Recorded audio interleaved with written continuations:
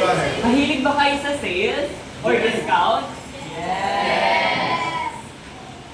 Mabuti dahil ang topic natin ngayon ay tungkol sa sales at discount. So, isa mapagpalayang araw sa inyong lahat or good morning. My name is Jenny Garcia and now I will start my presentation. I was assigned to do the number 2 and 7, so let's start with number 2. The problem is, Aling Nena bought for 35 pesos per kilo and wants to sell them with a 40% markup. How much will she sell the banana per kilo?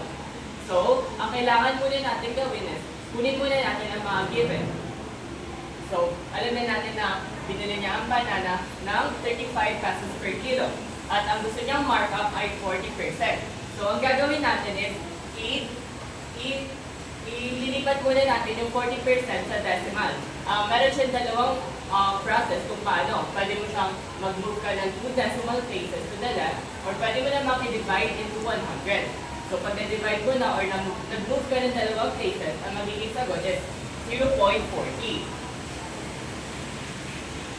So, pag nakuha mo yung 0.40, i-multiply mo siya sa original price, which is 35. Pag minultiply mo siya, ang magiging sagot mo or yung product na makukuha mo is 14. So, nakuha mo na yung 14. Anong next na gagawin mo?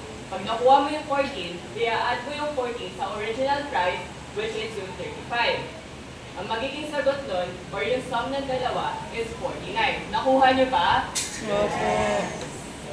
So, the selling price is calculated by adding the markup to the original price. Now, the answer is 49 pesos. So, ititinda ni Aling Nena ang mga saging bilang 49 pesos per kilo. Next, let's move on to number 7. Here's the problem. During a back-to-school sale, a 1,200 peso backpack is discounted by 15%. How much is the customer going to pay? So, ang tinatanong naman dito is discount. So, sa unang problem, ang hinahanap naman is markup.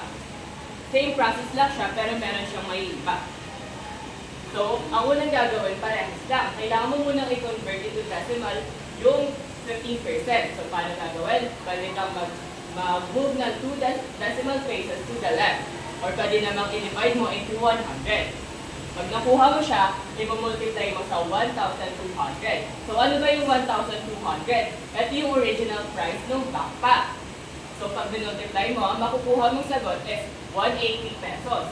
Yung 180 pesos, anong gagawin mo sa 180 pesos? Dahil nakuha mo na siya, ang gagawin mo is, i-minus mo ang 180 pesos sa original price, which is 1,200 or 1,200. Pag na-minus mo na siya, ang magiging sagot is 1,020. So, yun yung difference nila. So, ang magiging price ngayon ng bag is 1,020. Yun na yung magiging selling price. So, pag binili mo yung bag, ang babayaran na lang ng customer is 1,020. Maraming salamat po.